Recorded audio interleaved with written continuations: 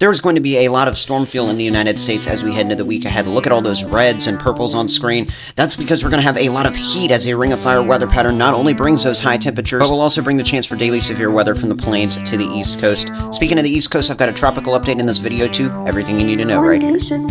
Thanks so much for joining me here in another update video. Many of these model maps in the intro and what I'm going to use throughout the video are from WeatherBell, just like this one and this one right here. So make sure you're checking out their free trial link right down there in the description if you want access to many of those same maps that I use right here on my channel. Speaking of the channel, I appreciate all of you who subscribed on my last video. If you're new to the channel in this one and you want more consistent, accurate, and educational updates in the future, especially if you like this particular update, make sure you subscribe down below, turn on those notifications, drop a like, all that stuff. Anyway, we're starting out with that overview that I like to do, and we're going to start with that mid-level pattern with the European model. I don't want you to focus on that key at the bottom of the screen. It's really irrelevant to the fact that the yellows and oranges on maps like these mean that we have ridging going on. Blues or, some areas of white indicate lower pressure. And what you notice here is we've got a lot of yellows and oranges heading towards the Thursday timeframe. That's because we're going to have high pressure building through especially the west coast.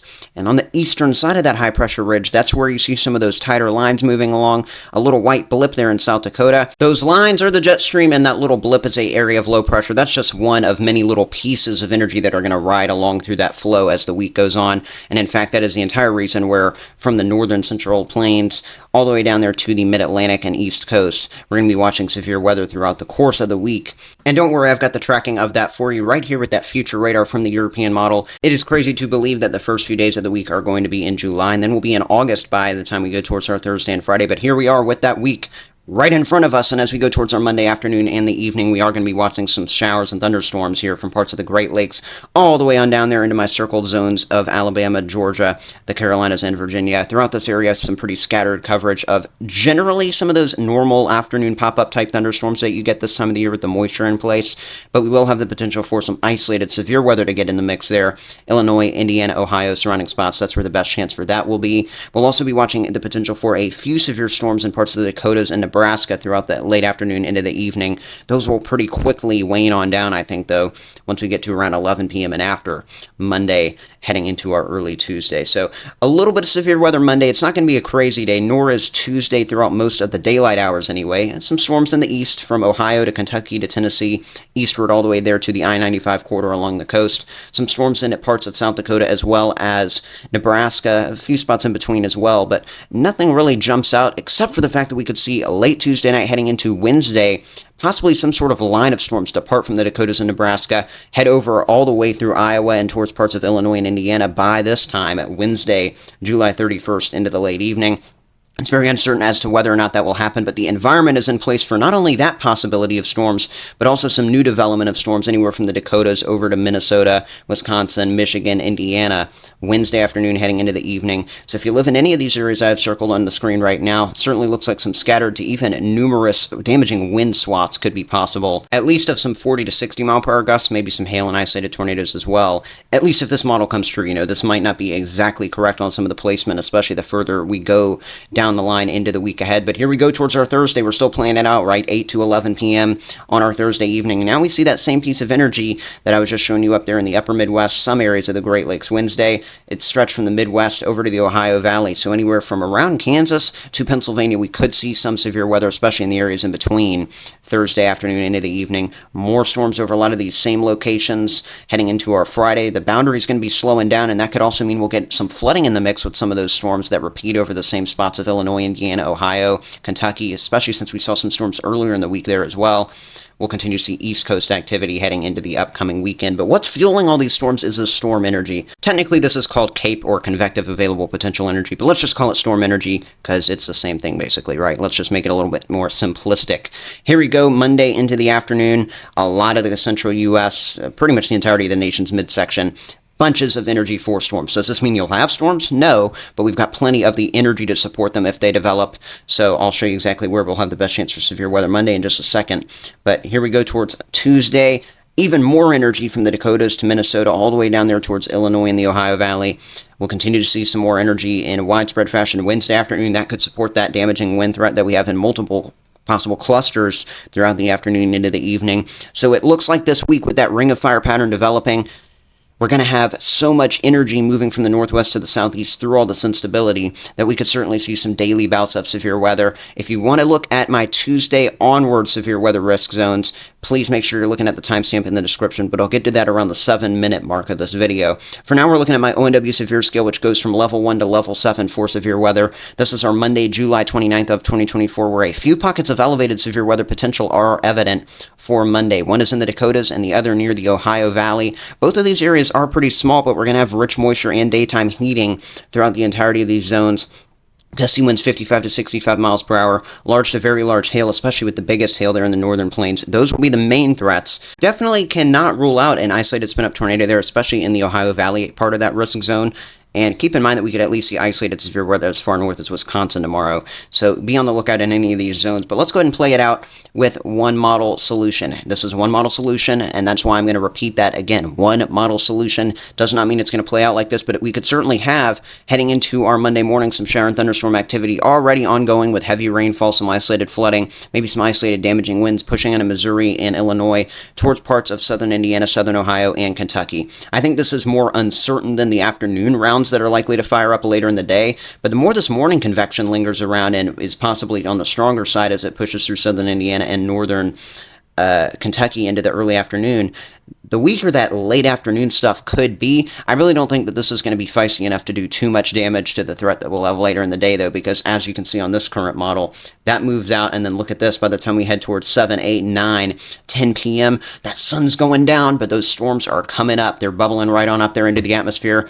Southeastern Illinois, southern Indiana, parts of Ohio as well. We'll be watching the isolated to scattered damaging winds, some hail, maybe even the potential for a couple of tornadoes out of some of these storms that bubble up into the early to mid part of the evening on our Monday.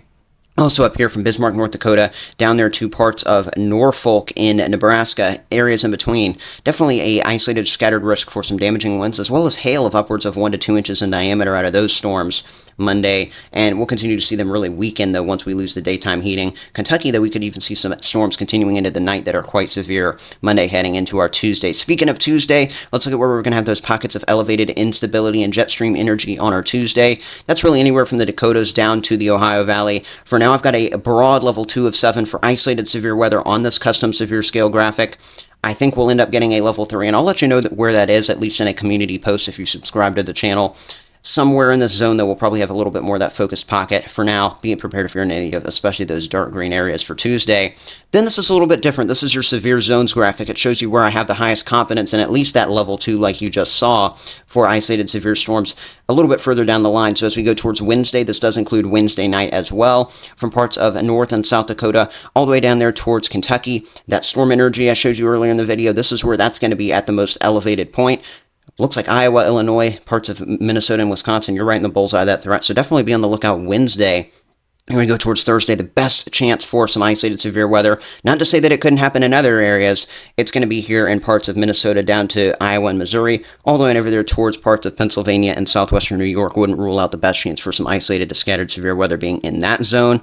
And then as we go towards Friday, you know, the models have everything moving northwest to southeast, at least gradually from Wednesday to Friday. That's why I think the risk is going to push more out of the Midwest and towards the Ohio Valley and Mid-Atlantic as we close out the week. These are just my opinions, though.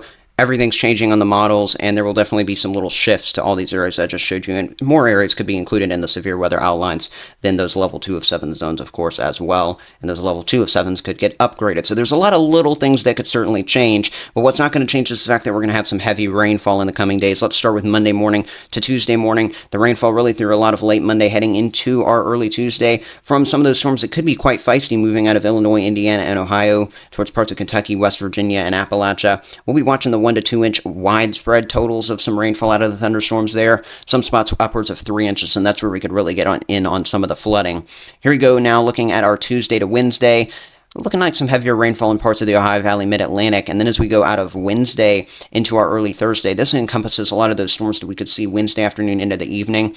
I think we're going to have a lot more locally higher totals than what this projects. This is just your Weather Prediction Center rainfall outlooks, and they're great, but they don't really account for some of those very isolated storms that could be in the mix and where they're exactly going to be. Definitely be prepared for some of those 2 to 4 inch totals out of some of the heavier thunderstorms in those locations. Those could even continue bubbling up through Thursday. And then by the time we go from late Thursday heading into our Friday, notice how, again, as I mentioned earlier in the video, from northwest to southeast, the storm coverage is going to continually generally move in that direction. So from Wisconsin, especially on down there to the Great Lakes and Ohio Valley and Mid-Atlantic by this point, that's where some of the flooding threats will begin to elevate and then decrease from northwest to southeast heading into the weekend. Speaking of things increasing and decreasing, temperatures do that a lot, so let's talk about those temperature anomalies that come with this ring of fire pattern. As you would expect, things are going to be above average. That's why it's called a ring of fire. You've got the heat and the storms that go hand in hand. Those warmest temperatures, at least in comparison to average, are expected as we go out of Monday the 29th into Tuesday, July 30th, to be around the Front Range and into the high plains there, so from the Dakotas down to North Texas. In fact, that will likely continue as we go to Wednesday the 31st into our Thursday the 1st of August. But most of the country, I want you to notice by the midweek to late week time frame, at least around 3 to 5 degrees above normal, which is why pretty much the entire of the USA is covered in the orange shade. That will continue towards Friday into our Saturday, but I think we will see more intense ridging, some of the most intense of the week over there in Washington State, into parts of Idaho as well as Montana as we close out the week. We'll also see some pockets of more above average temperatures than what we're going to have elsewhere up here in Wisconsin, towards parts of Michigan, and then on over there to Maine and surrounding locations. In fact, let's go day by day this week and kind of give you a look at where some of the highest temperatures are going to equate to be. As we go towards our Monday, we're already dealing with quite a bit of heat coming out of the Front Range and into the Central Plains. As I mentioned, this is where the heat's going to be most anomalous, and that's where you see the numbers show it. We're going to have temperatures in the upper 90s into the low to mid 100s in some of these spots. North Texas, northeast New Mexico, those boxes indicate that you could be breaking some record warm highs. It's never been this warm before since records have been kept. That is just Monday, though. As we go towards Tuesday, things are going to crank up even a little bit more in some of these locations. Look at those boxes there, southern Nebraska into Kansas, parts of Oklahoma, North Texas. This doesn't even include any humidity values we could have in some of these areas and how they could make it feel. But anywhere within this area that I just drew the lines in, we're going to have some 80s and 90s, mostly 90s to 100s. And then right there in the midsection of the country, Nebraska, Kansas, Oklahoma, as I mentioned, 110 could be a possible high there in central Kansas. Ugh! Just keep that away, right? Well, it is going to be here. And if you like the 100-degree temperatures, let me know, because I certainly don't. And I don't want to see them here in South Carolina either, although they're going to try and creep up even in my state as we head towards the end of the week. Look at that Thursday. A lot of these areas within these lines here, or under them, I should say, below them, this is where we're going to be at least 90 plus, unless you're in a mountainous area of the Mountain West. And I mean, I'm not even kidding. Unless you're in the Appalachians or the Rockies or the Sierra Nevada range, you are pretty much above 90 degrees Thursday. The exceptions are the upper Midwest, the Great Lakes, the far northeast U.S., and then the Pacific Northwest. Those are the only broader regions where we're going to be below 90. Saturday, a lot of the country is still warmer than average, so let's move off the temperatures and talk about a better topic that has been quite better a lot lately with less activity, and that's good news, the tropics. Unfortunately, things are heating up, though. Now the National Hurricane Center, as of 2 p.m., their latest update as of when I'm filming this video on our Sunday here, says that there is a 7-day 40% chance of development out of this area that's likely going to be the next invest. It's going to be passing through the northern Caribbean and the southern parts of the Atlantic as we go throughout the week, eventually approaching the Bahamas and Florida by the end of the week. These are the European ensemble members. They give you a great idea of where the best chances of development are for at least a tropical depression of 35-mile-per-hour sustained winds or more. Here you can go and see that around a 50 to 60% chance of this thing being a development is already there as this passes by around Puerto Rico, heading out of Wednesday into our Thursday. Again, that's a depression, so is it likely that this thing's going to be a tropical storm by this point? Probably not, but even as we go towards the Bahamas, we've still got around a 50 to 60% chance of this thing being something as it passes by northern Cuba, as far north as the far northern part of the Bahamas. And this is around the Friday to Saturday time frame when this thing could make a turn to the north. It could stay towards the Gulf of Mexico. It's very uncertain what's going to occur. There's lots of people acting like they know where this thing is going to possibly go, showing these crazy thumbnails with the whole East Coast in red. You might know who I'm talking about if you watch other weather channels. I'm not going to call them out by name. Don't listen to that because there is very little certainty as to where this thing could go. What I do know, though, is that there could certainly be a graze of some sort of tropical depression or storm impacts at the minimum for maybe Florida, Georgia, the Carolinas towards the weekend and early the following week. Something I'll be keeping an eye on, just like I am with that severe weather. And if you want to keep an eye out on the weather patterns with me right here at One Nation Weather, make sure you're subscribing for those consistent, accurate, and educational updates. Leave any comments, questions, concerns you have down below. As always, I love to read them. I'll see you back here in the next video at some point this week for sure.